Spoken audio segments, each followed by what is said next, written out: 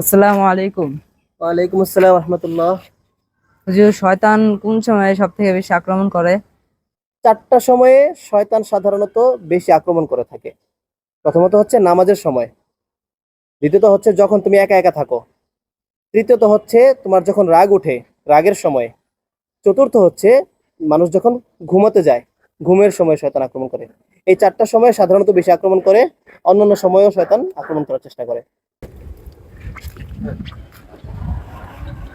এই দাঁড়াও দাঁড়াও, তুমি কি অজু করছো মাত্র? জি হুজুর। অজু করে তুমি কোথায় যাইতেছো? নামাজ পড়তে যাইতাছি। নামাজ পড়তে যাইতেছো, খুবই ভালো কথা। তুমি কি জানো অজুর পরে যে একটা অনেক মূল্যবান একটা ছোট্ট আমল আছে? জি না হুজুর, আমি তো জানি না। অজুর পরে কেউ যদি কালিমাতুশ শাহাদা, আশহাদু আল্লাহ ইলাহা ইল্লাল্লাহু ওয়াহদাহু লা শারীকা লাহ ওয়া আশহাদু আন্না মুহাম্মাদান আবদুহু ওয়া রাসূলুহু, এই কালিমাটা অজুর পরে কেউ যদি একটাবার পড়ে, তাহলে জান্নাতের 8টি দরজা তার জন্য খুলে যায় এবং সে জান্নাতের যে কোনো দরজা দিয়ে প্রবেশ করতে পারবে হাসরের দিন। সুবহানাল্লাহ। এই জন্য এই আমলটা আর কখনো ছাড়বা না, ঠিক আছে? জি।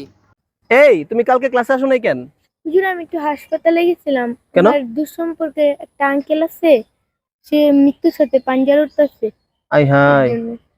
অনেক অবস্থা খারাপ না? জি। আর শোনো, মৃত্যুর সাথে পাঞ্জা লড়তেছে এটা কেমন কথা?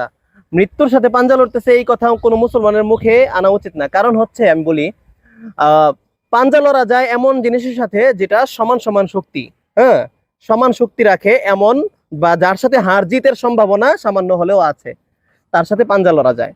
কিন্তু মৃত্যু হচ্ছে এমন এক জিনিস, যখন আল্লাহর হুকুম চলে আসে মৃত্যুর, তার সাথে পাঞ্জা লড়ে কোনো লাভ হয় না। মৃত্যুর সাথে হেরে যাবে এটাই স্বাভাবিক, মৃত্যুর সাথে হেরে যেতেই হবে, কখনোই কেউ জিততে পারবে না।